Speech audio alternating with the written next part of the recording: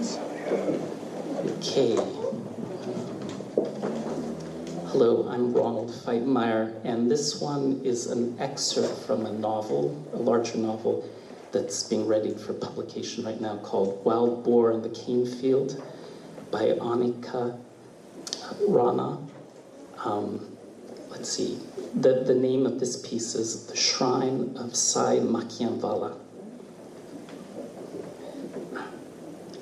Sain Makhianwala, the patron saint of the shrine, the keeper of flies, the man who had lain for 100 years in the grave covered with green, red, and gold satin shrouds, had never taken a bath. I had seen men like that on the roadside. They stayed away from the village. They had no use for family or home or food like the rest of us. Amabaga said God had given them the power to stay alive, and then when he took them, their graves marked a special place for forgiveness and blessings. Sain Makhianwala had come to the village at a time when there were no buses or cars or electricity. He had come to remind the villagers, the farm workers, and their families to cherish all life, even flies that contaminated food and carried sickness.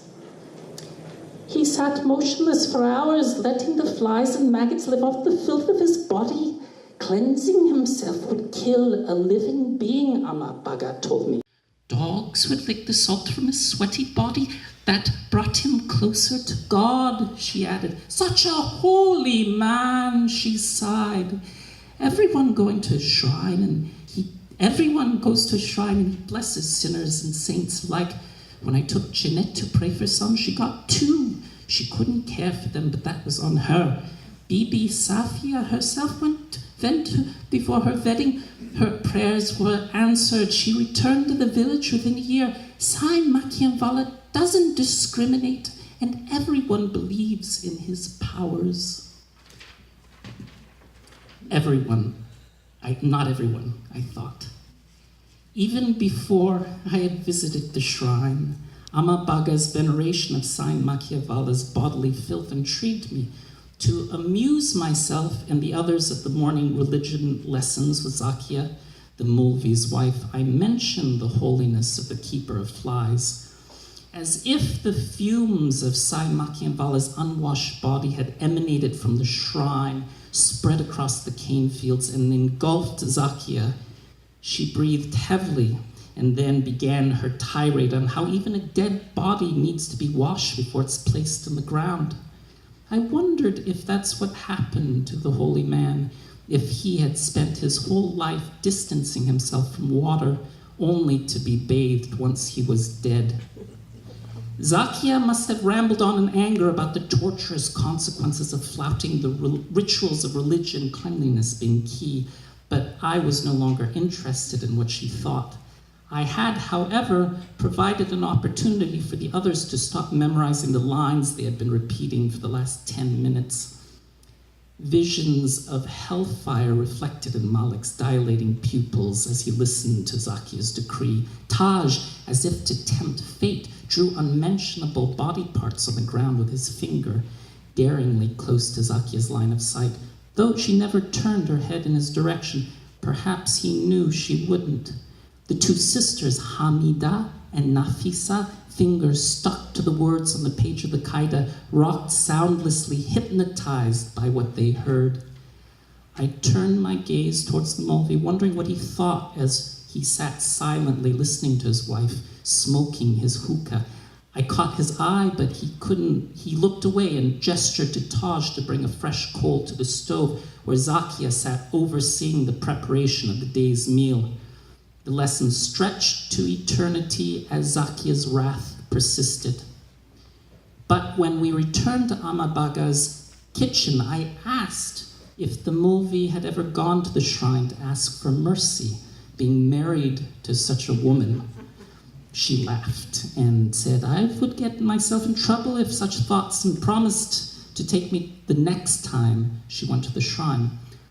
Amabaga kept her promise and took me twice after that. The first time we went to an Eid offering, We went with an Eid offering. Bibi Safia had sacrificed one black and one white goat that year. The white one was for all the luck she needed for herself, and the black one in memory of her father, dead for over a decade. Ama Baga distributed a third of the meat among the villagers and kept another third at home. After consulting with Bibi Safia, she took the leftover meat to the shrine, ensuring continued blessings for the crops and the cattle for the next year. Remembering her promise, she said, Bibi, the two girls, Tara and Maria, want to go too. I'll take them for an hour and return before the afternoon prayer. They'll just be a nuisance. They can stay behind. I'm sure there's plenty to do.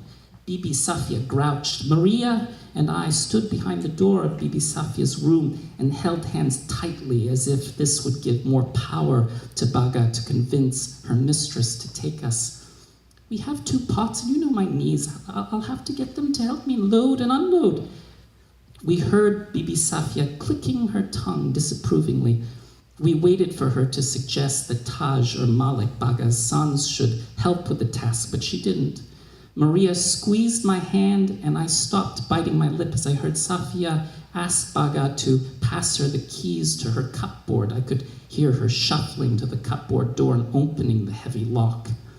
Here, take the bus fare for the 4 of you, but don't forget to return the change. And tell the girls not to make a habit of wanting an outing so often.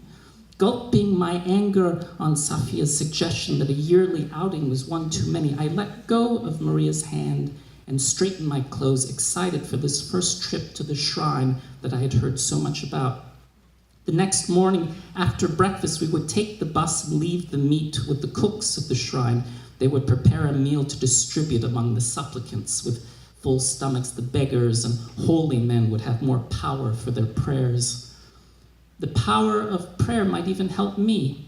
What would I pray for? My true mother? A family? A home? I'm sure I didn't sleep that night. I had to think of the perfect prayer so it would be heard at the shrine of Sain Makhianwala. Ama Bagan had explained that to be heard, I had to be respectful in my prayer. First, an invocation to God, and then a durud to the Prophet. Only then should I think of myself.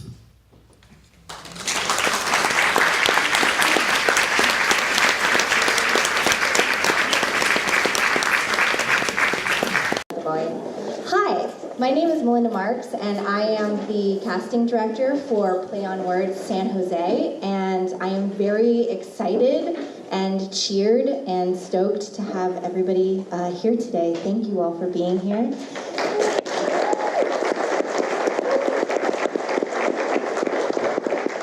We are very, very happy to be partnering with the San Jose Museum of Art today to be bringing you these pieces. Play on Words, I just want to say a little bit about it. We began 5.5 years ago. This is our 6th season in San Jose, and our mission is to provide professional readings of pieces, plays, short stories, nonfiction, flash fiction, by local writers and playwrights. And we've been succeeding in this mission for 5.5 years. And we do accept submissions on a rolling basis. Anybody is welcome. We generally have 2 to 3 shows a year where we vet these pieces sort of routinely every couple of months. We hire actors to do the pieces that we select, and then we invite you all to view the readings of them. And here to talk a little bit about the museum proper and our collaboration and all the people that we have reading and contributing today is our production manager, Julia Halpern-Jackson. Melinda also does all of our casting, and you'll see she herself is an amazing performer, so she'll be reading. I'm not a performer, which is why I don't know how to do this. There we go. But thank you all for being here. I have to first of all just say, this is the first time we've ever sold out anything.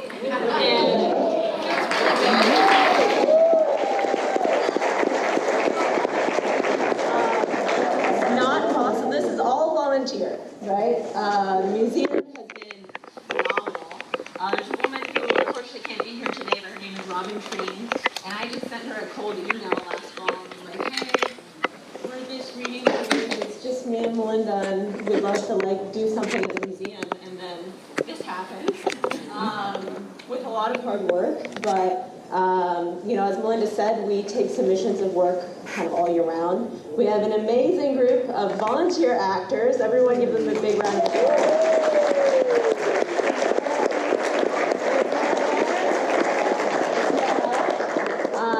We have, could all the writers who are participating today, like raise a hand or stand?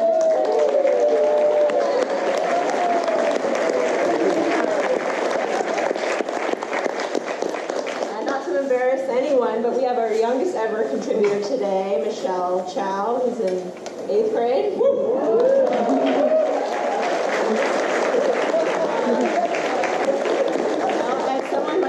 Who started writing at a young age, like, I'm really excited to see young people of all ages, of, you know, any career, sending us work, because it just keeps us motivated and excited.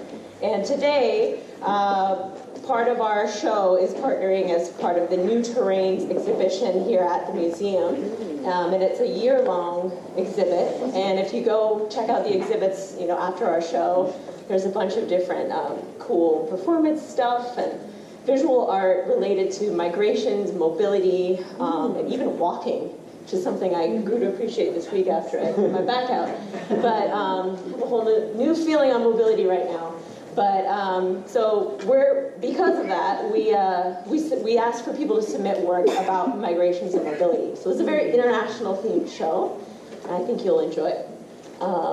So yeah, without further ado, one more thing. If you want to submit to our organization, you can send us an email anytime, regardless of whether or not we have a show date coming up, at playonwordssj@gmail.com. We also have a presence on Facebook, and we also have a YouTube channel, same handle, and we have a blog that we update pretty regularly. It has the names of our contributors and performers and more information about where you can find us and how you can submit. And I'm not saying this specifically to plug us, but basically to plug you. If you have an interest in writing, even if you've never written before and you feel like you have something to say and contribute, we're really interested in hearing your story, and we would appreciate your patronage very much. So, thank you very much. Yes, so the actual act. So we're going to be doing 8 pieces, and then we're going to do a short, like 10-ish minute intermission. You can go check out the cafe, and then we'll come back and finish the show. So thanks for being here.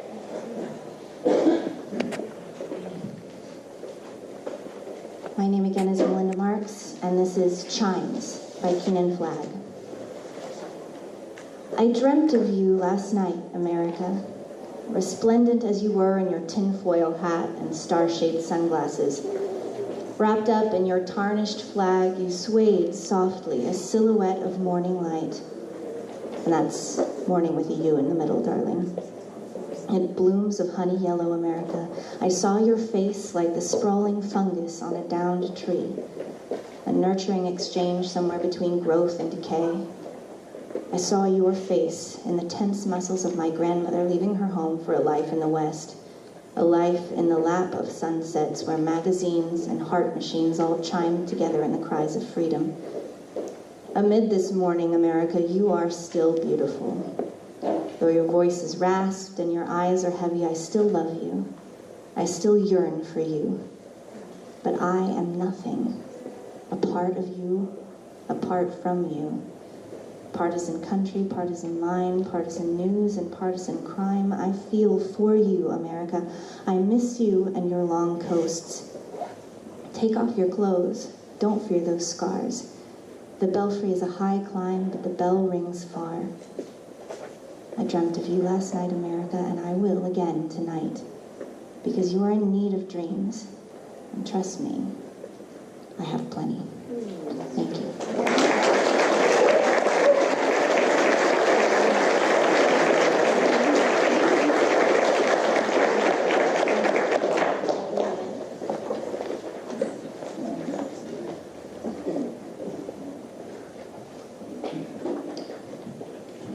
My name is Arcadia Conrad, and this is The New Disease by Ksenia Lakovic.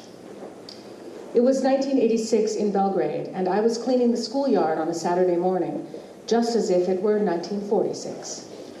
Most of the city bathed in fall colors, but teacher Rana brought us to a slope with bare trees where we raked dead leaves into a grassless corner by the iron fence. We looked like some youth work brigade from a post-war Yugoslav documentary. Teacher Rada talked about these brigades a lot. There were no roads, no railways, she would say. The country in ruins and bridges to build. But we were a different generation. We slept on bare wooden floors without covers. We worked with a bit of food in our mouth and a song on our lips. Other teachers watched Eurovision and Dynasty and never organized mandatory cleanups on a weekend. I'm sorry you've been assigned to her, Shreko, Mom had told me at breakfast, her face looking strangely sad above her bright coral necklace.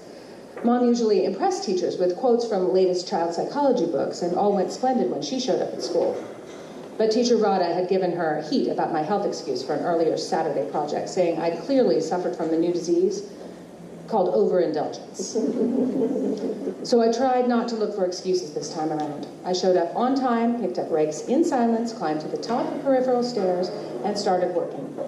Close to me on the stairs was Tamara, another girl the teacher had a problem with. Her mom wasn't guilty of quoting old foreign books, but of buying flashy foreign clothes, bold pinks and neon greens, big ruffles and thick headbands, which, in teacher Rada's words, were more suitable for the circus than the school. On that morning, Tamara and I raked synchronously, moving in the same inaudible rhythm. After a while, it even became entertaining. We almost danced on those stairs, Tamara in her sparkly purple shoes, which shone as if they'd just arrived from an MTV video. The shoes were decorated with musical notes and had amazing buckles in the shape of a treble clef. Are these shoes from Triste? I asked, as we both paused on the same end of the staircase. Weekend shopping trips to Italy were popular at the time, and some of our neighbors came back with gorgeous jeans and jackets. Mom claimed they were not worth long hours on a budget bus, but I was hoping to convince her the opposite. They're from Padova, Tamara said, her big green eyes beaming with importance. It's a bit longer trip, but the selection is way better. At that moment, teacher Rada must have realized that Tamara and I were having too much fun, so she commanded that we join the rest of the class at the bottom of the stairs. Are you blind? She said the second we arrived, pointing to a pile of chip bags, juice boxes, and cigarette butts, which laid on a small path between the benches. Is this a schoolyard or a dump yard? This garbage must be taken to a trash container. The nearest container was at least 15 meters away, down the hill by the basketball court. But how are we going to do that, I asked. We don't have gloves and trash bags, not even dustpans. You have hands, she exclaimed, lifting her own hands, large, rough, and quite manly. No girl would like to have such hands in her middle age. You think partisans had dustpans when they fought the fascists? You think this country was built with some fancy tools? This country was built with hands. We stood around her in a circle, our weak hands still clutching to our useless rakes. Whenever she mentioned the fascists, I was speechless. She was a proud war survivor, a bronze monument of a woman, while I felt small and fragile, a paper doll of a girl. I'm not allowed to handle trash with my hands, Tamara said. Her voice sounded thin at first, but it grew stronger as it sometimes bounced off the stairs to the large windows of the art room and back to the empty space above our heads. My dad read that AIDS could be transmitted by touch. He warned me to be extra careful. Teacher Rada was clearly stunned by this announcement. For the first time in my life, I noticed hints of fear on her face. As much as she had tried to ignore Dynasty, Rock Hudson's kiss with Linda Evans, and his awful American disease, I realized she wasn't completely immune to all that. But could AIDS really be transmitted by touch? I wondered, turning to Tamara. Her eyes were glued to me, and in her look I saw that plea for help, a desperate cry I could not have misunderstood. I hesitated for a moment, because I usually shared information from reliable sources, those thick foreign books Mom liked to read. I tried to avoid spreading rumors and never invented things on the spot. Almost never. My mom heard the same thing, I said, from a colleague at work. Then use those rakes to move the trash to the side. It doesn't have to sit in the middle of the walkway, Teacher Rada said. And we were soon done with the last cleanup from my middle school.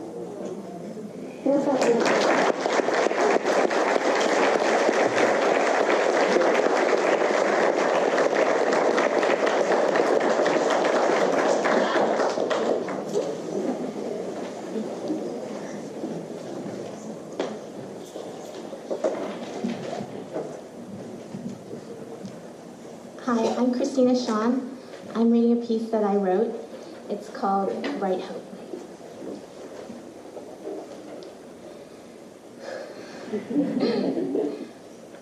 Kyungi is my first name. Well, it's the first name ever given to me. It means a bright hope, like the first rays of the morning sun. Once when I had asked my grandmother about my name, she opened her armoire, unlocked a small chest, and pulled out several scrolls of paper that had Chinese characters written on them. One of them was mine. My grandmother had paid for these names, mine and the names of my cousins, to be chosen and written out by the local scholar. They were names imbued with meaning and auspicious portent. I held the scroll in my hands and admired the alluring brushstrokes that I could not comprehend. It was strange to think that my name was a commodity that my grandmother had purchased. This elusive thing, a name, is just a word, but it contains for some an identity, and for others, like my grandmother, it contained a destiny. With the purchase of these scrolls, she had secured my birthright. A very long time ago in Korea, names were used as devices to ward off evil. When a precious child was born, she was often given a terrible name to deceive the evil spirits into thinking that the child was worthless. There are rare stories in which we hear of ancient kings being named dog shit or something equally revolting. Well, times have changed, and most families give their children the very best names. My family immigrated to the United States when I was 18 months old. I started kindergarten at age 4 without the ability to speak a word of English.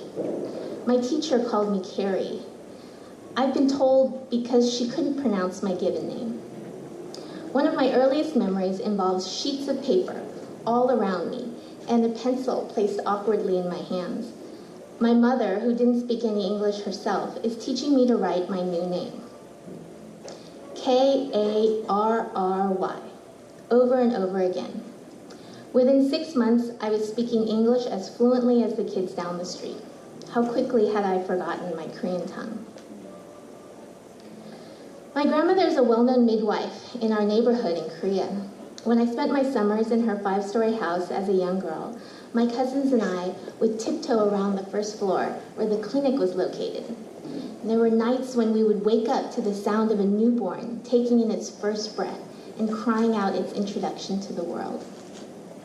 All of my cousins had been born in my grandmother's clinic, guided by her skilled hands. I was slated to be birthed there as well, until complications occurred. My mother had to be rushed to the nearby hospital, where they immediately prepared us for surgery. After I was born, my mother continued to lie in her hospital bed, persistently weak and unable to heal. Every day, my grandmother came to see her and sternly admonished her to get better, sometimes yelling, sometimes pleading. Finally, the doctors realized that my mother had suffered from an infection due to a gauze pad that had been left in her uterus after the surgery. She had nearly died. I've heard this story told so many times by my grandmother. Each time she tells it, she adds another bit of information or another piece of dialogue that I hadn't heard before. But the story remains essentially the same. You were this small. This small. My grandmother often concludes, cupping her 2 hands together when telling the story of how my mother had nearly died while giving me life.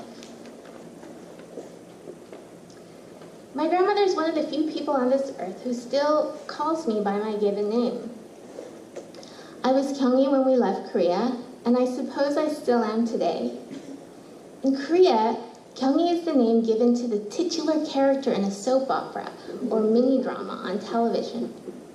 When I hear my grandmother say my name, it rolls pleasantly along a stream or skips nimbly like little drops of pebbles skidding across a still lake. So much of that is lost in translation. When I hear an English speaker say my name, it sounds clunky and awkward, like a missed note on an untuned piano, or a blunt object trying to cut a straight edge. Was this why my kindergarten teacher decided to rename me? Perhaps she thought the other kids would make fun of me. Perhaps she felt she could shield me from the frustrations of having to hear my name, my birthright, repeatedly maimed and slaughtered by foreign tongues and their incorrect pronunciations. Perhaps she sought to confer upon me a new identity. On rare occasions when my whole family gets together, they will sometimes exchange stories of those nostalgic and murky days when we lived in Korea. There's so much about that part of my life that I still don't know. At times I wish I could remember them too. And then my grandmother will recount with watery eyes the day we left Korea. Your two little chopstick legs were dangling out from under your mother's arms. She would then hold out her index and middle finger, indicating that my 18-month-old legs had been that small. How would those little legs survive in such a big country, she laments, reliving the heartache of seeing us go. Today, my cousin has a daughter named Sophia, and she calls me Auntie Carrie. Once, when Sophia was still quite a baby, my aunt solemnly took me aside and discreetly informed me that in Korean, the word Sophie means to take a piss. Kyungya, she says to me, but they had already given her that name. What could I do? I just kept quiet. She whispered to me in despair. I nodded in sympathy and smiled. Don't worry, Auntie. Sophia is a beautiful name in English, and at least this way, the evil spirits will stay away.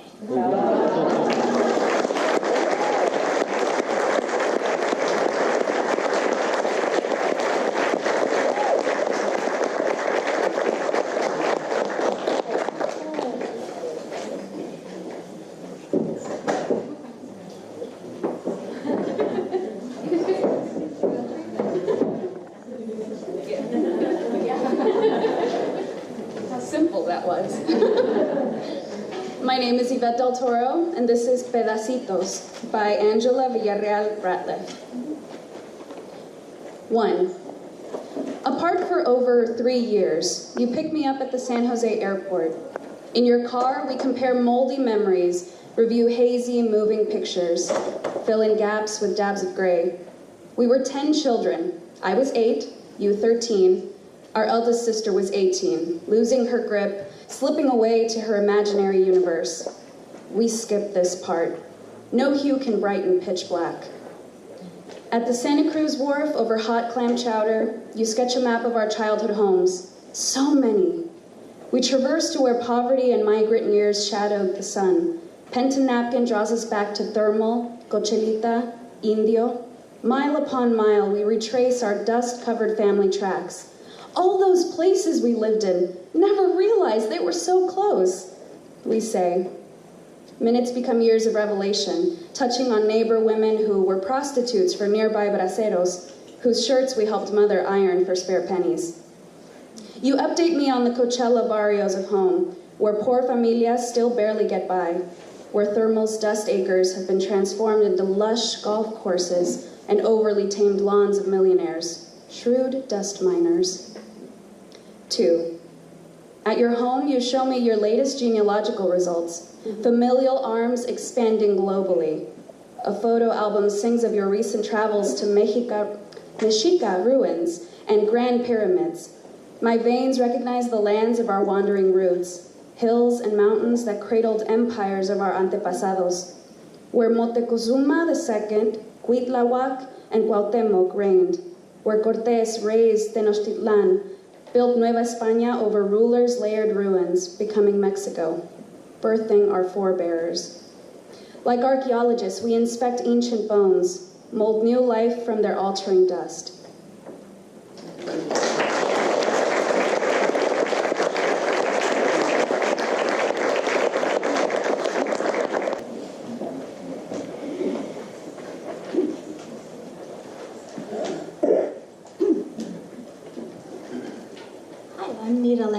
And I'll be reading When the Bearded Lady Found Love by Alison Landa.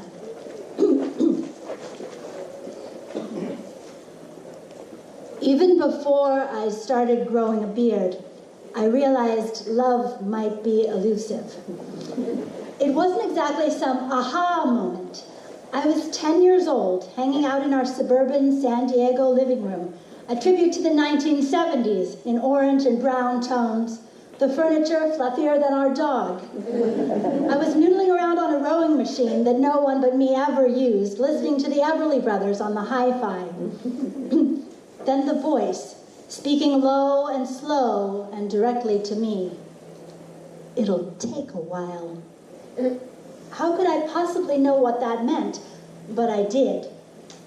2 years later, the hair appeared, hanging out as if it had a right, scratchy under my hand as if to say, "Hi, I'm here." It's not often that your fate announces itself to you. When it does, you'd best listen. But I didn't. Neither did my parents, who failed to seek medical attention for me. Instead, my mother took me into the bathroom, walls stained from many cigarettes she smoked on the sly there, and taught me to shave my face. It'll take a while. The voice grew louder and more pointed over time. It became a comfort, a mantra, when my mother told me the facial hair was unattractive, when I watched my friends start to date. I had plenty of boy friends, but no boyfriends. Years later, I would learn that the hair was the result of congenital adrenal hyperplasia, a condition that gives its female sufferers with obesity, infertility, and male pattern balding, in addition to the extra hair growth. It grew thick and black, forcing me to shave twice a day to keep it under control. But I could never prevent people from seeing what they were going to see. I developed a raunchy, loud persona to give people something else to notice about me. By the time I was 28 years old, returning from a half-year stint teaching English in the Czech Republic, it was finally honed. Meanwhile, love was indeed taking the slow boat. That didn't mean I hadn't been on dates, hadn't had sex. I'd done both while overseas. It made me feel less alone when it was happening, and then once it was over, I was emptier than I'd been before. But I couldn't just concentrate on that. I had bills to pay. I returned to California with my rent overdue and my phone disconnected. I needed a job. Moving to the Czech Republic was a short-term solution to my struggle to make a living through freelance writing. Like so many others who saw their passports as magic wands, I hoped to write the great American novel, to find lasting love. Instead, I drank too much beer and learned how to curse in a foreign language. Enter Bayer Corporation. Its Berkeley campus sits glaring out at the San Francisco Bay. Gates and guards, a stark rebuke to all who might contemplate invading. My work was to play with Microsoft Word while occasionally cheating with Excel. My office was a cubicle in a trailer so lopsided and without personality that it almost featured its own variation on charm. Those who worked inside had made no effort to disguise its flaws. I should be so brave. My boss settled me into my quarters and handed me a clutch of meaningless documentation, left me to ponder my fate. What I didn't realize was that my fate would walk right up to me, sounding as if he had sucked a helium balloon for breakfast. But as we talked, I realized I actually kind of liked him. Adam, 24 years old, 2 years removed from graduation at Berkeley. Blue eyes behind metal glasses, curly, close-cropped dark hair. More than anything, he struck me as the kind of person who was selflessly thoughtful. He was the one who would bring you a chair without waiting to be asked, who would send flowers, not to rectify any wrong, but just because. And he was taken, very much so. Never before had I met someone who seemed so at home with who he was, so aware of what could be seen as a liability, and so unwilling to let it get under his skin. He was a unique one. He was confident. I hated him for it. Steph works at Children's, he told me one day over lunch. She's trying to get me a job there. Research. I studied genetics at Cal, so it's kind of the logical next step. When I realized I didn't want him to leave our shared workplace, I knew I was in real trouble. Love had arrived, but what to do about it? Every night he packed up and went home to his girlfriend. He was not mine to touch or kiss or caress or trust in that way of intimate partners. Then came the Carey House, the dive bar just steps from my front door. There was him and there was me, and there were the pictures I was showing him, Prague and Paris and London to boot. And then there was his arm around me. And somehow we were kissing hard, hard enough that my teeth hurt for hours afterwards. I never enjoyed being kissed, never could tolerate having my face caressed. He did it in a way that made me know I was seen, accepted, and loved. For the first time since that little girl realized she was going to have to wait longer than she might have liked for someone, I was normal. Eventually, he broke up with his girlfriend. What I began to learn was that falling in love is as much a process of forgetting as realizing. We start out objective, but the more our minds grow softer around the edges, the further our walls drop, the more we see our beloved through the lens of our passion. Eventually, I stopped noticing his voice. Later on, he would tell me that he never noticed my beard. How? When that was the first thing I ever thought about when I entered a room, when I met someone for the first time, when I glanced into a mirror. I started to let him see me in the mornings, tousled, my face unshaven. I watched for a reaction, almost hoping for one. I never saw anything. But I never discussed the matter out loud with him. He never brought it up, neither did I. Not until he got down on one knee in front of a small Fringe Festival audience at Under St. Mark's. Not until we began to talk about hiring a wedding photographer. It was hard enough to let Adam point the camera in my direction, but to let a stranger do it. I have to. We were back at our Berkeley cottage, surfing on our separate laptops. I honed in on my screen. I couldn't look at him as the words dropped. Look, I said, squinting at the pop-up that had somehow evaded my ad block software. I don't want to look like a man in my wedding photos, okay? I just don't.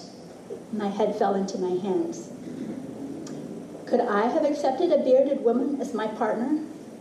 How much different was my beard than his voice? You're crying, he said. I have a beard, I said. The words hung like vapor for a single second. Even if I could have taken them back, I wouldn't. You have gorgeous brown eyes, he said, and a great butt, and you're an adventurer. And did I mention you have a great butt? Love had truly arrived.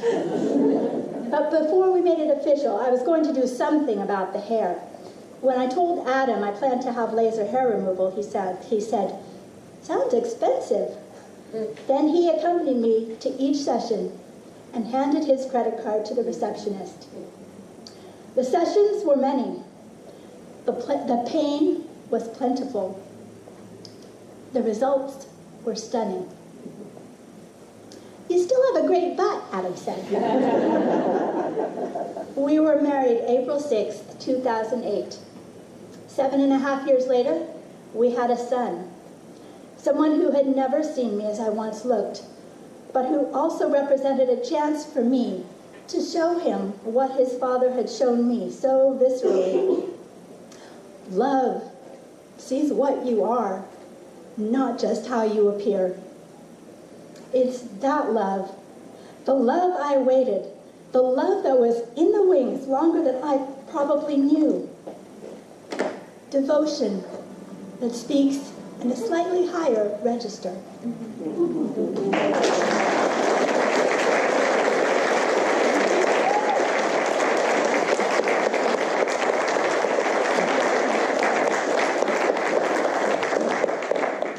Hi, I'm Tanya Duncan, and I'll be reading a piece called The Start by Laura Domingo Short.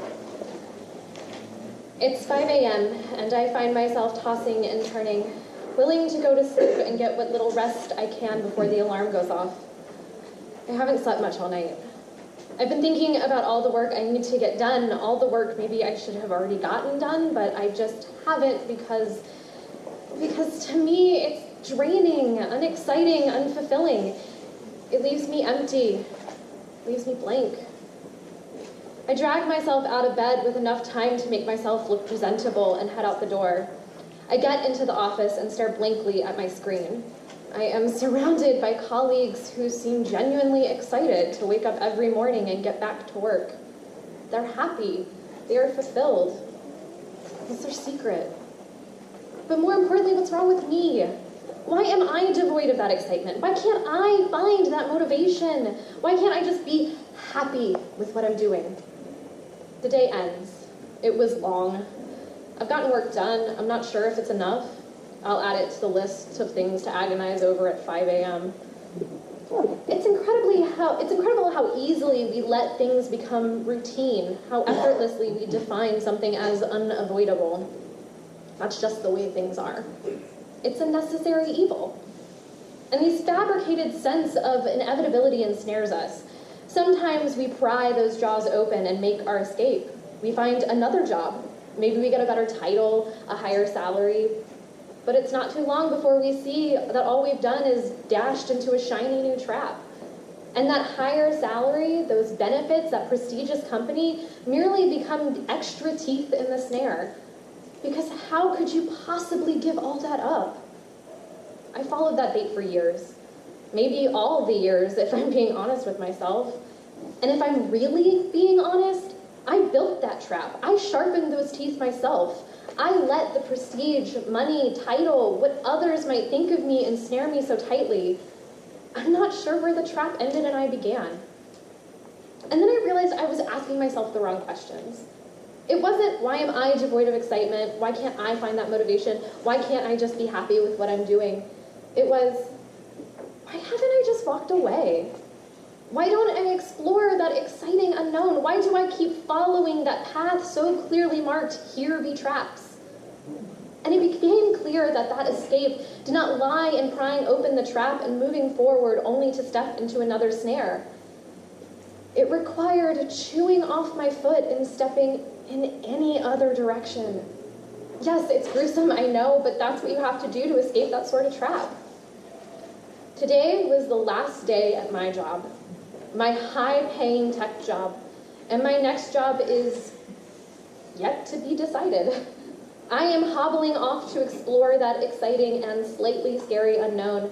I am letting myself wander into uncharted territory. I am navigating new seas. Because it's better late than continuing to be miserable. Better late than always wondering what could have been. Better late than feeling empty, blank. Better late than fill in the blank. Better late than...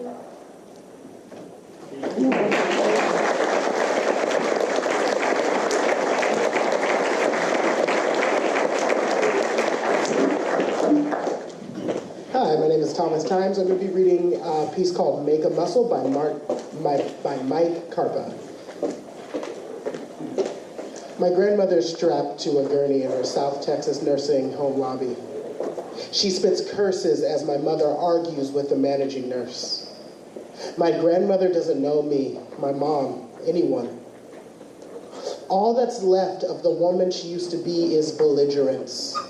Turns out, you can write poetry, dress down a sitting governor, be able to talk the hind leg off a donkey, and still have everything taken away. So that all that's left is the crap. So that when your daughter tries to bring you back to the nursing home after an emergency hospital stay, Nurse Joyce will say to your daughter, "No, we will not take her back.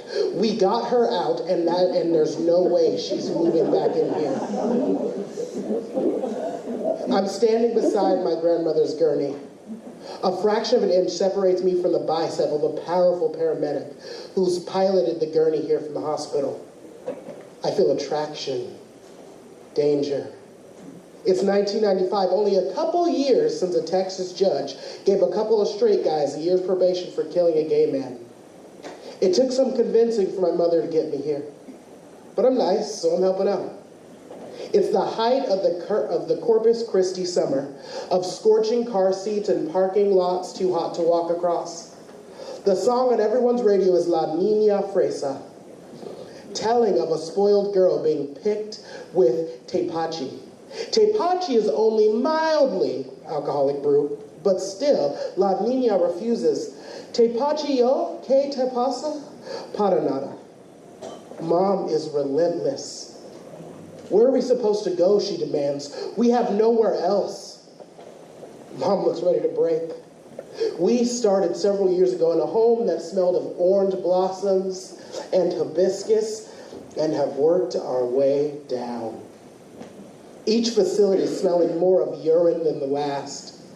Mom glares at Joyce, who is corralled in circular reception station, but Joyce glares back, not the least bit intimidated. She looks like she will surely emerge triumphant from this contest, corral or no. An old guy, maybe 85, small, white-haired, very frail, clasps the counter that edges the reception station as he walks. A not quite as old woman crosses the lobby in a virtual web, mumbling and mumbling as she paces. Ayúdame por favor. Do you love me? Ayúdame por favor. Do you love me? I stand beside my grandmother as she yells, God damn it! God damn it! And I think when my time comes, I will be accepted eagerly into nursing home because I am meek. A rib twinges as if the thought cracked curtilage. The frail old guy grips his way along the circular countertop. He nudges against me and stops. I'm in his way. He's not going around. A door opens somewhere. Another radio is playing. Que la servan tepache? No, no. Que la servan cabeza? No, no. The old woman mumbles for help and the love as the little guy wobbles there unseeing. He's blind. Ayúdame por favor. Do you love me? I shift to make space for the blind man, but am hemmed in by the paramedic.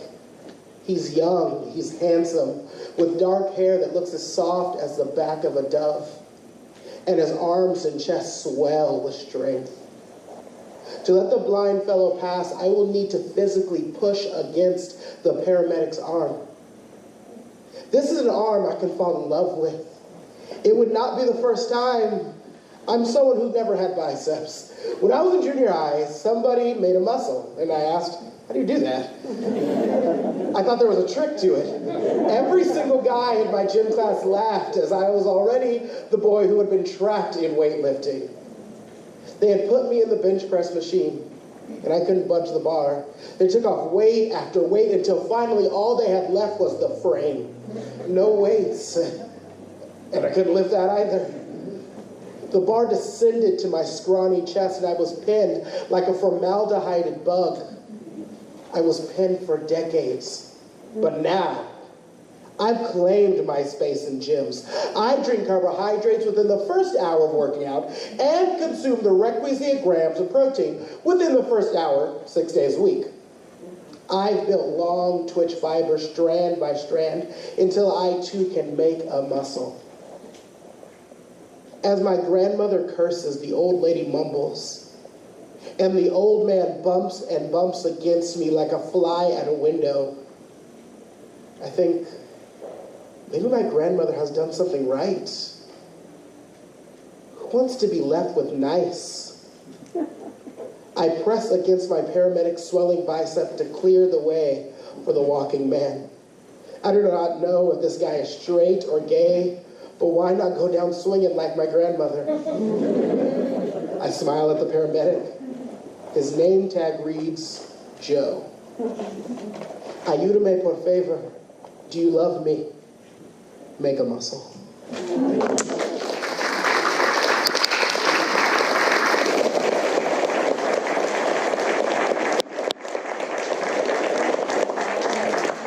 So we're about to take a brief intermission, about 10 minutes. There's a great cafe right here, but before we do, there's a few other people I forgot to thank. Our amazing volunteer photographer, Brandon Frederick. Thank you. We also have two visual artists here, Michelle Frey and Clifton Gold. They are providing basically a visual interpretation of the work you see, so I encourage you to go by and check out the work they're doing. And thank you to Ryan Albers for filming as well. So, thank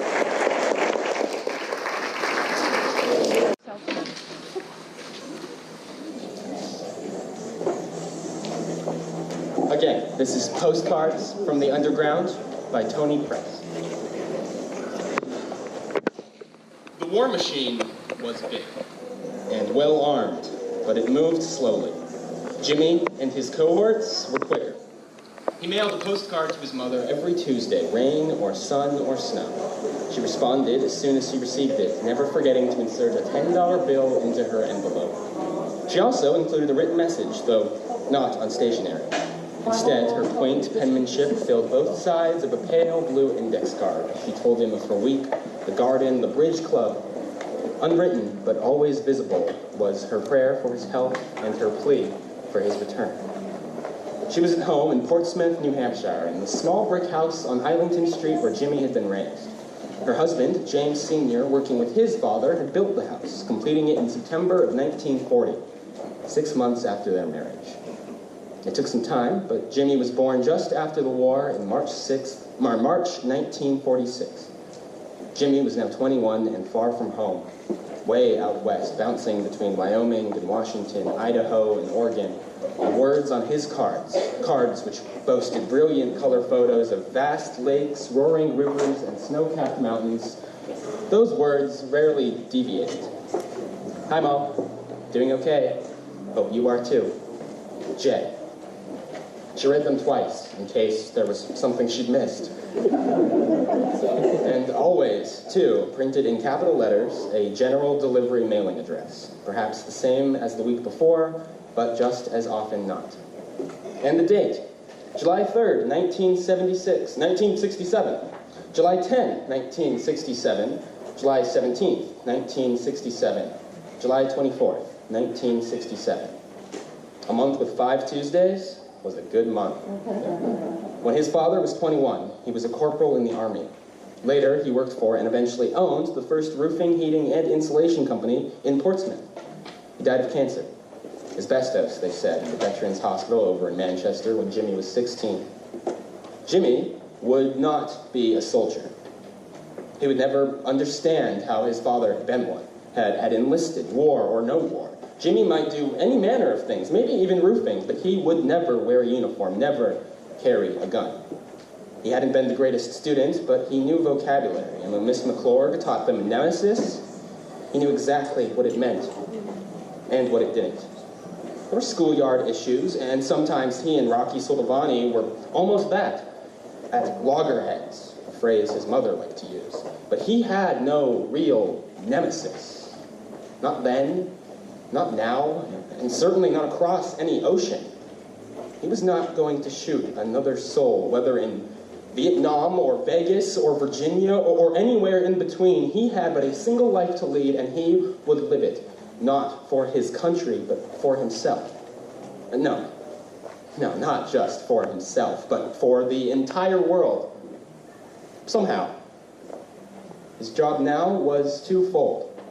Firstly, helping others escape the clutches of the military, and secondly, key to the first part, avoiding it himself. If his mother were ever truly happy, he thought, it could only be a timid happiness. He wanted more. He was not going to scratch out days on a calendar, silent and stubborn, year after year after year, and then die the way his father had, the way so many did. He was going to live without apology.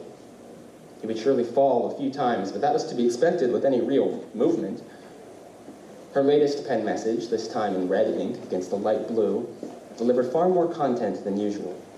2 cards, each one packed with writing, embraced and protected the sawbuck, his father's odd name for $10 bills, and Jimmy almost spilled his beer, a tall, cold Falstaff, when he reached this section. My goodness. Idaho. Your father served a year in Idaho, guarding Italian prisoners of war. When he came home in 45, he swore he'd made a big mistake by enlisting. I should have been a CO, he said, a conscientious objector. He even told me he wished he'd been brave enough to do that. Imagine. And her final line, he'd be proud of you, doing what you're doing. Jimmy was in Pocatello, working with a group of resistors in a town where such things were not done. In a few days, he was going to drive 2 guys up to the Canadian border, where they would cross and be met by somebody called Alex, though that probably wasn't his real name. They'd met once a few months ago at a college campus in Spokane, Washington, and had spoken via payphone on a weekly basis since then. In fact, Alex knew him only as Quincy, which was his father's middle name, and not his. Jimmy sat, long after Monday's midnight, in a stained booth in an almost empty Denny's. The sole waitress was leaning against the counter, talking music with one of the cooks. Soon, a series of Temptations hits poured from the jukebox. He fiddled with a packet of sugar, but did not open it. He touched his dying cigarette to a new one, inhaled deeply. He sipped his coffee and began the postcard he would mail before noon. Hi, Mom. Mom, there's so much I didn't know. If I ever get back, I have so much to ask. I love you. Jimmy.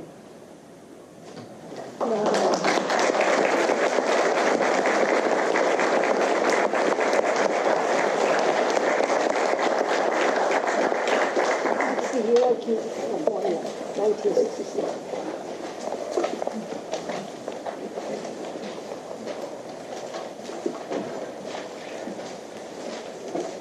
This is Back Where They Came From by Murray Brody.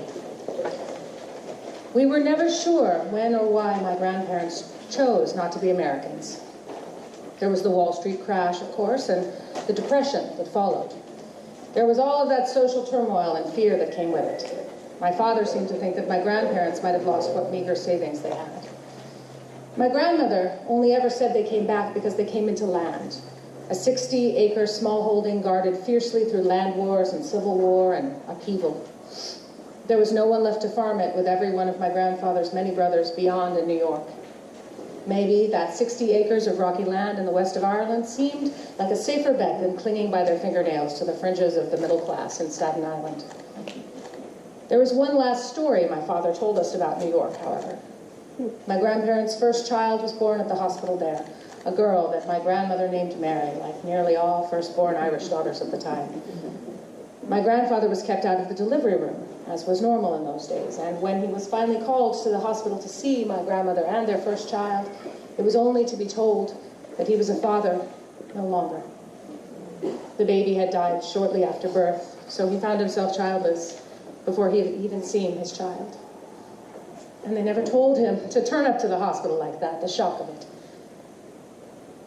As a teenager, when my father told us this story, I would see my grandfather in my mind's eye, bounding up the steps of the hospital, hopes high, a neat trilby on his head, wearing his Sunday suit and tie and carrying a bunch of flowers in his hand. Reaching the doors, he pauses, mid-bound, as a stern matron approaches him to deliver the news, and he freezes, speechless, the flowers dropping out of his hand. Crushed flowers and crushed dreams.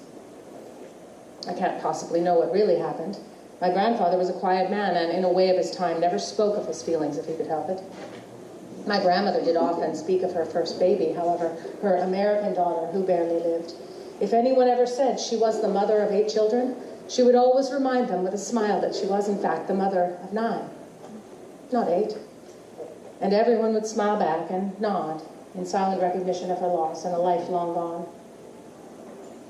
This sorrow seemed to be my grandmother's abiding memory of her life in New York, and maybe why she never spoke about the years she lived there. The only window I had into that time in their lives was their crumbling photo album from those first years of their married life. It sat up high on a shelf with other forgotten papers, yellowed from years of peat smoke. The first time I leafed through it, I was about 10 years old and fascinated by the fun young people in the photos. There was my serious, pious grandfather, smiling like I had never seen, lined up with his brothers in their smart coats and trilbies, a skyline of half-built skyscrapers and cranes behind them. My grandmother sits happily on Midland Beach, a popular beach resort of the day, surrounded by friends. There they were on outings to upstate New York, Sullivan County, my grandfather in an old-timey bathing suit in the river. There were even some fun, goofy photos with their friends, making faces for the camera, a 1930s version of an Instagram feed. No sepia filter needed. My grandparents left for home in 1933. Their baby had been born and died the previous year, so it is tempting to conclude that this loss signaled the end of fun and youth. Maybe it hurt them more than anything else, more than any stillborn American dream. They did what xenophobes today want immigrants to do. They went back where they came from. My grandmother was pregnant with my uncle by then, but he was born in Ireland, not an American. He grew up to become a priest, a staunch defender of the faith, something that was a source of immense pride to my devout grandmother. From my earliest years then, I've known that immigrant stories do not always go in one direction. Some of us emigrate and stay for good. Some of us stay for a while to build up new lives, but move on eventually to somewhere else. And some of us do indeed go back to where we came from. Which immigrants stay and which ones leave? Which immigrants are welcome and which are not? The rhetoric from some today wants to classify immigrants into those who are useful and wanted, and those who are takers from shithole countries who bring violence and drugs. Those who immigrate for the right reasons, and those who are just cheating the system. There is a desire to sort the wheat from the chaff, the refugee from the economic migrant. But immigrant lives are never that simple. No one's life is simple, easy to categorize. Was my grandfather a refugee from political oppression and civil war, having been interned without trial under suspicion of terrorism during the Anglo-Irish War of Independence, a refugee from an early British prototype of Guantanamo Bay? Or was he simply another economic migrant looking for a better opportunity in life? Like most immigrants, I think my grandparents were looking for a combination of political refuge and economic opportunity, and maybe even just a change of scene, a fresh start. Immigrants do not always fit into the neat categories assumed by our modern visa classifications. Economically, my grandparents would have certainly had a better life in New York than they did in rural Ireland. Raising 8 children on a small holding in hard economic times through the rationing of the Second World War can't have been easy. They were no longer lonely, however. My grandmother isolated in an empty suburban house waiting for my grandfather to get home from work. She had her neighbors again, her mother-in-law, her own family all around her, people she knew and trusted. My grandparents were fortunate that they had a safe place to go back to. Life as an immigrant can be lonely. It requires strength and determination to build a new life from nothing. Not everyone is able for it. My grandfather said he saw the best of people, people who had fought for Irish freedom like he had, succumb to drink and despair in the Bowery in New York, lost in a foreign city, away from everything they'd ever known. If the modern asylum system had existed then, these men would have counted as political asylum seekers, fleeing Ireland's civil war and the dire rural poverty of a country barely emerging from years of colonialism and war. Yet to the prejudiced American eye of the day, these broken men appeared as drunken Irish bums, losers who had nothing to offer this country. Today, suspicion about immigrants and their right to be here is stronger than it has been in many decades. Some of the same hateful rhetoric and smear tactics that sank the 1928 presidential campaign of Al Smith, the first Catholic to run for president, resurfaced in 2016. This time, the hateful rhetoric was directed at the first woman who dared to aim for the White House, Hillary Clinton. The winning campaign appealed not to a grand vision for a greater America as claimed, but to the narrow prejudices of small-town and rural voters against urbanites, liberals, and immigrants. The hurt caused by 2016's election rhetoric still resonates with many of us. As a relatively prosperous resident of Silicon Valley, it would be easy to step back and disassociate myself from the immigrant experience. I could term myself an expat and hide behind my racial and economic privilege. I am white. I speak English. When Trump talks about building a wall to keep out bad hombres, I can assume he is not talking about me. Yet I feel an obligation. I come from people who have had to immigrate for a better life and seek safer places outside their home countries, even if they eventually went back to where they came from. I had the chance to come back again, even if it cost me something too. I can't sit in privilege and watch as we seek to deny that chance to others.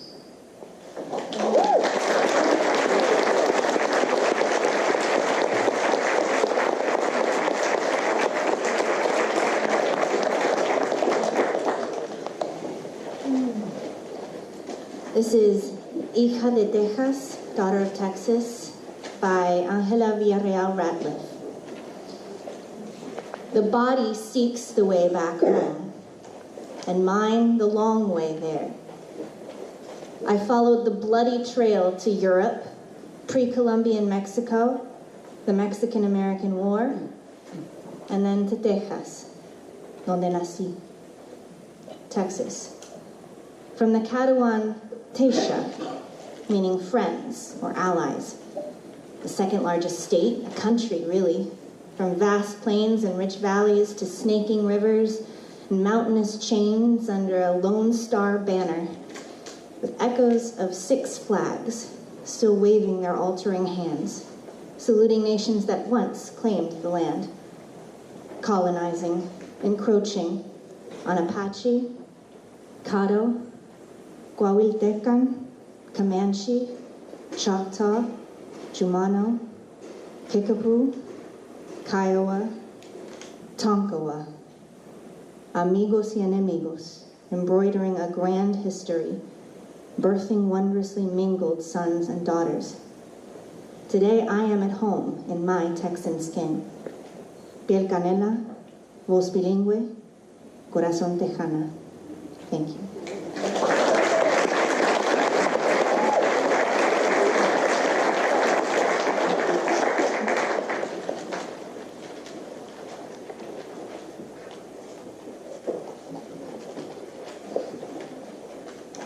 This is Norma by Michelle Suzanne Myers.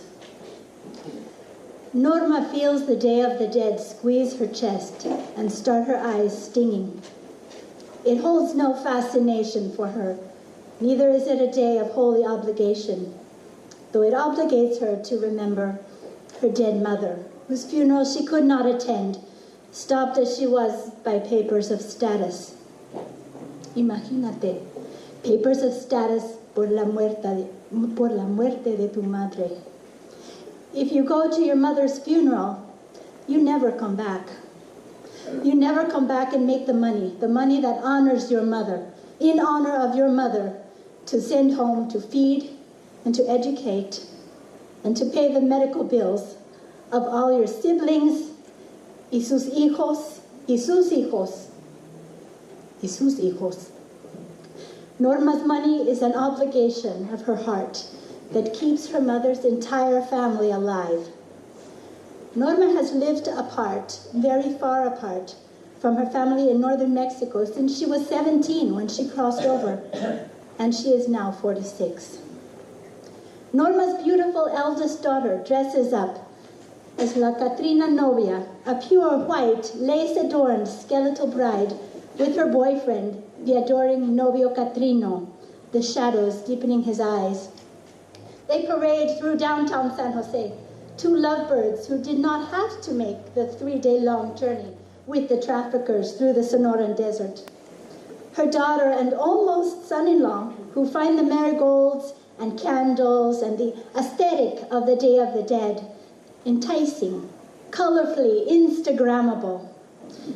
They did not have to try to sleep on one side of an unknown room, the lone woman on a flattened mattress, the other side of the room crammed with the sleeping bodies of men. No. For Norma, el Día de los Muertos is for her mother, her tough-as-nails mother who died 2 years ago. Norma, the only child of 9 who is north of that border. Yes, that same northern side of the border where children in chain-linked cages slept and waited. The very same side of the border where a lethal border patrol sometimes shoots tear gas at starving, homeless, and tired little boys and tiny girls. Norma, undocumented and dauntless, unable to go back and audacious, unable to touch, to hug, and unfaltering, unflinching in her devotion. She no longer has the luxury of truly fighting with her siblings, the phone connections now so thick, so thin and flimsy. She posts the photos of her darling Catrina Novios posing on San Fernando Street, a bit of the enormous cathedral that stands witness to that migrant worker, Joseph, at the edge of her picture. She makes her altar to her mother in the back office at the restaurant she runs, as she spends more time there than at her apartment. She sends an enormous bouquet of pink flowers for the graveside celebration, and she sends her monthly remittance, as always. Claro que no son todos los días, pero seguro en los días especiales. Her tears flow as she slices meat and mixes her popular salsas. Do the tears somehow reach the earth and pass through the asphalt? Do they somehow drift and pass through deep underground and make their way down, down, down, touching the land that is scarred by sepulchral, weird walls? Her pink flowers can trespass through the cemetery's paths, undetained, their names not even known. Powerful flowers that even without authorized status show up, replacing her at her mother's candle-covered grave. The flowers last 3 days, then the petals fall and touch the dirt. Pink, sacred flowers, privileged in a way that she is not. And maybe the migration of the petals bring themselves to her tears.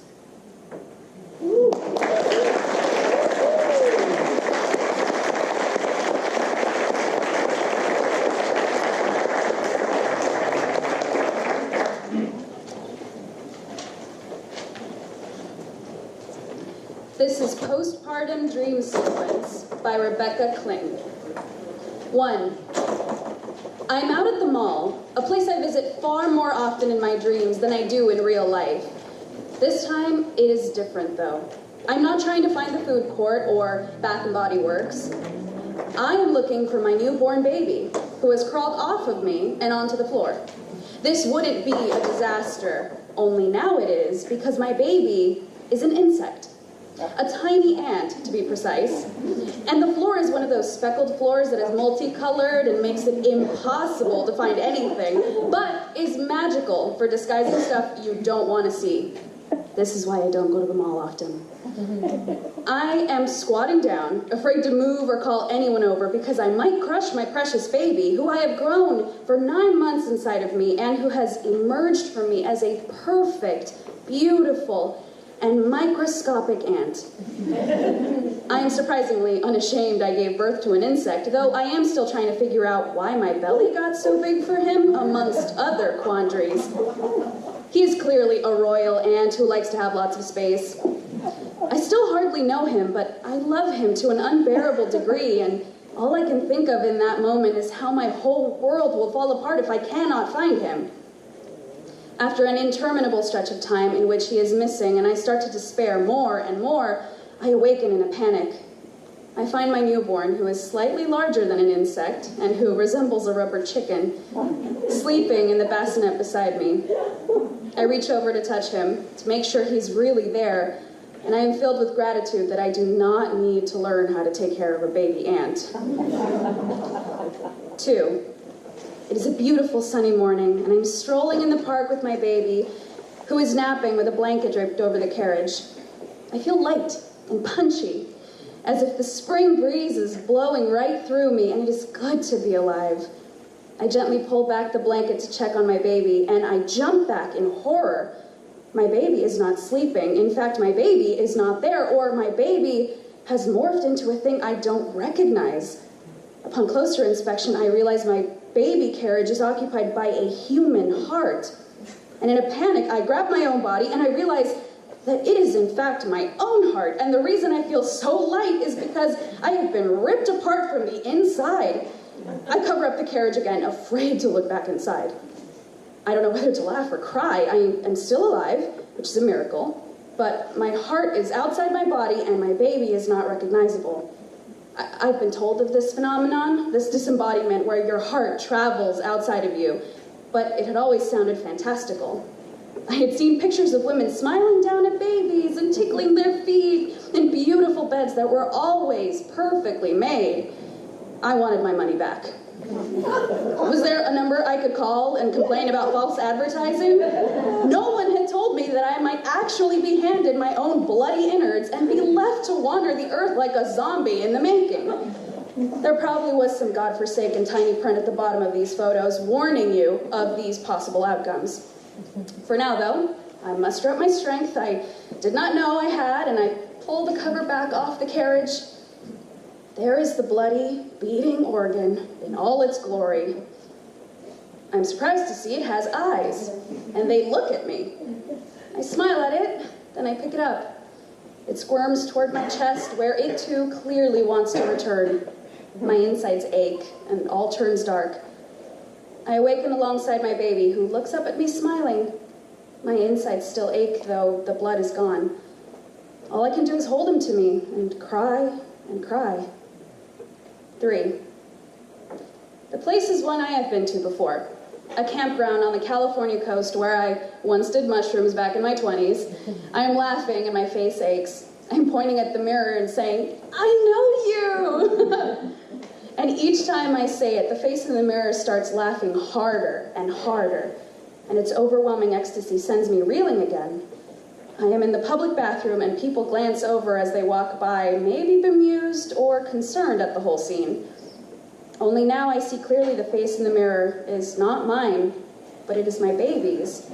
And I am no longer in my 20s.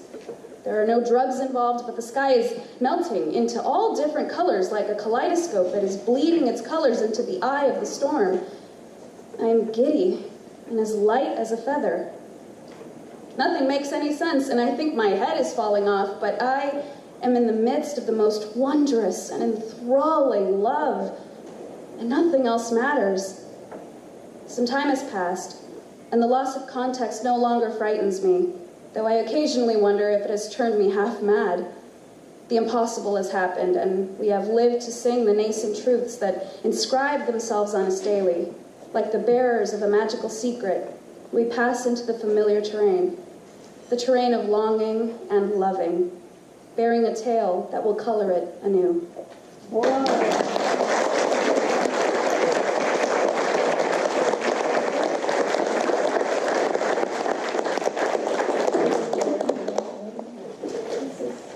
This is called Dead at the Palm Court by Arcadia Conrad. New York City. We're at the Palm Court in the Plaza Hotel at my mother's insistence. She just pointed out Yoko Ono's table. Those huge sunglasses. I hear Nana's voice before I see her. I won't have another, not until I tell you the story of how I got this coat. I turn. She's sitting at the bar. My great-grandmother's hand swirls protectively around her glass. She's dead, but relentless. It's 2018, and she won't leave, so I imagine the Palm Court the way it used to be, even to the bartender in his white jacket. I look into her piercing eyes, level, judging, her voice slowed to the slight drawl from the gin already in her system. I left Dayton in the middle of the night and took a bus to Cleveland, where I caught the train for the east. I was headed for New York, and I had no intention of looking back. I had, what is the line? $3, 2 bags, 1 me. She takes a tiny sip. My father was a grocer. I was the middle child sandwiched between 2 boys. They were just stay-at-home boys, married nice girls kind of thing. My parents were religious and dour and tired of my refusals to marry the available fellows in town. The butcher, the baker, the candlestick maker, a life sentence of Sunday chicken and lemonade stands and church on Wednesday nights. It wasn't for me. After the driest graduation party on the block, the last guest leaving at 8 p.m. and me standing in the kitchen with my mother wiping while she washed, she looked at me and said finally, "Well, good night, dear, say your prayers." So I said goodnight to my mother. It would be a while before we spoke again. In those days, there was a dining car on the train, even if you were going coach. You could go if you were willing to pay. I put a little smear of lipstick, Rose of Avalia, it was called, my shade, which I saved up for and purchased at the pennies counter, better than Woolworth's. And I straightened my stockings, pinched my cheeks, and when they tried to seat me with a maiden aunt from Duluth or someplace, I pretended I didn't see where the porter said to sit, and I sat instead with the most good-looking man there. And that was Jerry. He seemed a touch younger, so I smiled more and tossed my hair and got him to pay for lunch, which was a good thing because I had 2 liverwurst sandwiches to last me the entire journey. She recrosses her legs. Seam stockings, pointed toes. I am suddenly self-conscious of my athleisure wear. We stir our drinks. He was the first. I followed him back to his berth, and afterwards he told me he was headed to Florida to start a dancing school, and why don't I come with? In those days, if you didn't have fare the whole way, but you were in the sleeping car, they didn't ask as many questions. So we stayed on the train for 3 more and had a grand old time down to Dayton Beach. And I married him in the courthouse, and we started the dancing school, and Lena was born there. Now all was forgiven in Cleveland. Mother and Dad came to Florida to see when she was born. They were just thrilled.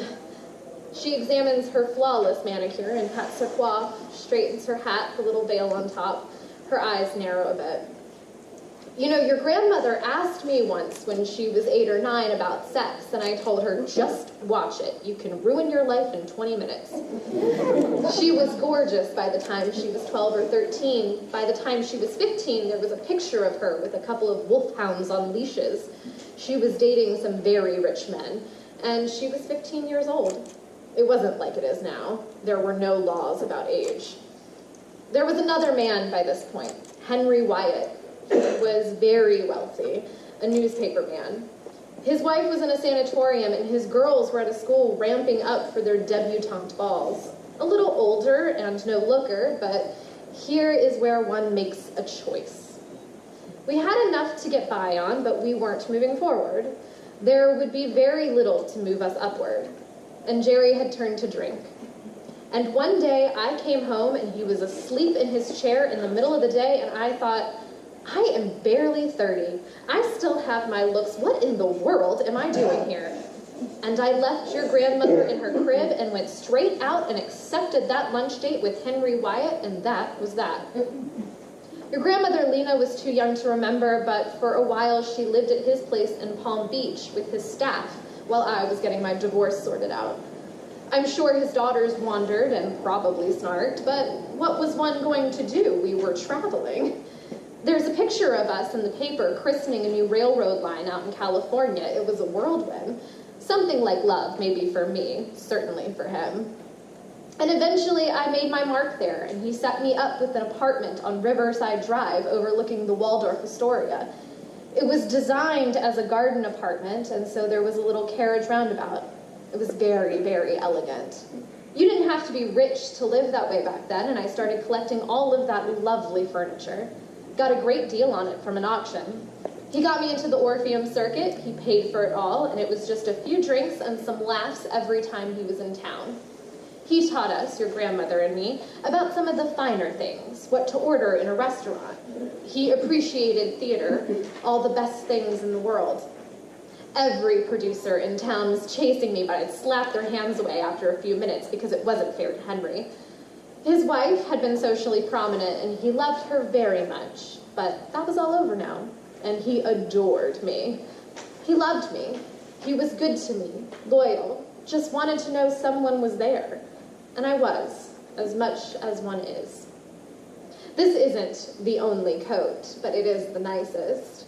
And when your father says I was on my knees for it, well, it's a pretty soft place to fall when you have a closet of them afterwards. I kept my figure and my wits, and any man who criticizes that, well, he's not looking at the right women. She tosses back the rest and leaves a bill on the table and me.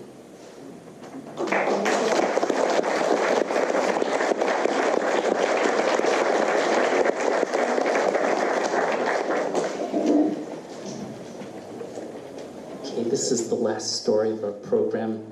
This one is called The City Across the River by Michelle Chow. The boy stood with the wind in his eyes, mud beneath his feet, 7 years in his pocket, and the city across the river stretched out before him. It was the spring of 1906. He peeked back at the home he was about to leave, frail arms trembling with nervous anticipation, Somewhere in the swamps, draped in fog, he knew his parents and 11 siblings were already up in the rice fields. With too many mouths to feed, his father was sending him into the city to be an apprentice, an exhilarating opportunity for the boy. There he had a chance at a better life, one that had never arisen even in his wildest dreams. He drank in the sweet, balmy air around him and stepped with resolve into the old ferry that would carry him to his destination. The path of life stretched out seemingly endlessly before him, disappearing around hills and diving into valleys, taking turns that seemed surreal. Across the river stood the city, shimmering arms wide open and ready to embrace him. His master was a no-nonsense sort of man. Although harsh, you had to say this, he was a legend at his trade, which was shoemaking. The boy was now an apprentice. His day started before dawn and ended well past sunset, body limp with exhaustion from pounding leather and casting rubber heels. In exchange, he got 3 things: shelter, food, and knowledge. He loved it. 11 years flew by. He couldn't be called an apprentice anymore and was a shoemaker in his own right. The day he left, his master embraced him as an equal. With a look of pride mingled with melancholy, he gazed at the boy's disappearing figure, head bobbing like a buoy in the harbor, rising and falling with each wave. The master took one last look, then stooped back under the old wooden door frame, then back into his shop. He was running behind on orders. The boy had built a reputation brick by brick, managing to open a shop of his own. He had just unlocked the doors one morning when the man with strange hair stepped in. Our shoemaker was left with mouth tilted slightly open. Foreigners were rare in this part of the city. They managed to communicate through hand motions, and the man went out the door, a loyal customer. This was the gossip of everyone within a 10-block radius for a week. He eventually managed to teach himself some English at a time where nobody knew a word. This circulated for a clean month. He put all of his heart into his craft, never letting success blind him. He worked harder with each passing day. Soon, he had enough business to open a large store and buy his own house. As dependable as the rooster's crow, the sound of a mallet thudding on leather rang out every morning, mingling with rickshaw wheels rumbling on cobblestones and the smell of fried dough. He had never had the privilege of formal education. He didn't even know how to read. All the boy knew was the language of leather and thread, and that was enough. There had always been a pair of eyes peering out the neighbor's window, fringed with black lace and in full bloom. They had gazed out at the boy many a morning. They belonged to the daughter of a merchant whose shop was next door. Marriage was a simple thing back then. It was settled on a rainy day, the water washing away all past grievances. He was to be a diligent husband, she a hard-working wife. The boy had pushed off far from the docks and was soaring with the wind in his sails and the open sea before him. But a storm would soon come, waves lashing at his ship for 17 endless years. 2 annihilating wars had stripped the shoemaker, now a father, of his home and his business. The newly formed government had decreed that all privately owned institutions had to be turned over. There was still bigger heartbreak ahead of him. He would have given all the material things in his life had he been able to save his wife, but alas, death didn't bargain.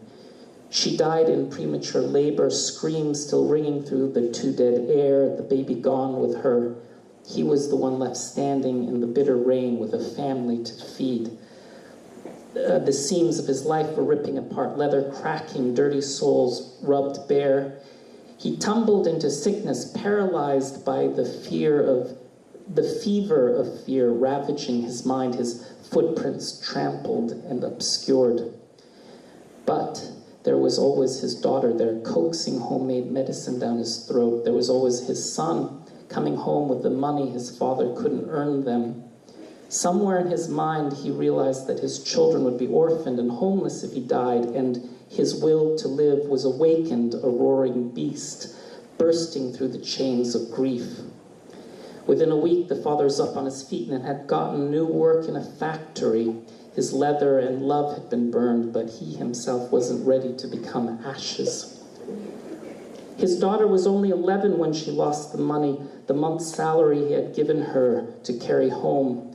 When she had gotten back, she realized the 10 crumpled bills were gone, dropped on the muddy street and picked up by a disgustingly fortunate stranger. That was their food for the month. They would starve on the streets without it. Face trembling with shame and tears tumbling down her cheeks, she had gone to her father. He didn't hit or even punish her, just looked down sadly. They went to the friends and neighbors and borrowed enough to get them through the month, paying it back over a year. The daughter never lost anything again in her life. He resented having to borrow, hated seeing his daughter so distraught over money that would have been trivial before the war. Every day for the next 20 years, you would see him walking down the street to the factory, nodding to street vendors and neighbors, a lunch of tea eggs swinging in his hand.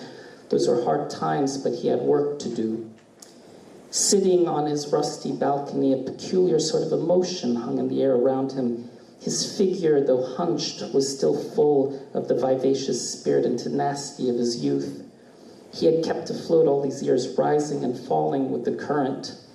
His children had grown up and were gone now, out in the city. Of course, they still loved him.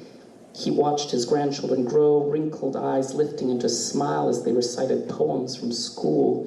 He was satisfied to know that they were reaping the harvest he so painstakingly plowed and sowed for them. Over the 89 years of his long life, he had been a boy, an apprentice, a shoemaker, a father, a husband, a grandparent, and a legacy. 112 years after he crossed the river to the city, the boy's great-granddaughter had crossed an ocean to come back to it. She gazed out with wonder, eyes wide and lips slightly parted. Its almost ethereal columns rose above rippling clouds, humming with the sweet sound of life. Unaccountable stories shrouded in mystery were hidden in the folds of its gown. Unaccountable tales had begun and ended there. The city the boy had seen was long gone. In its place was one that would never have been in his wildest dreams. Ripening stars hung on branches in the sky, the fruit of the heavens. She could almost see the old man pick one with a smile that lifted the corners of his wrinkled face and offer it to her. The heavens were in his eyes, the sky was beneath him. 89 years were in his pocket, and the city across the river stretched out before him.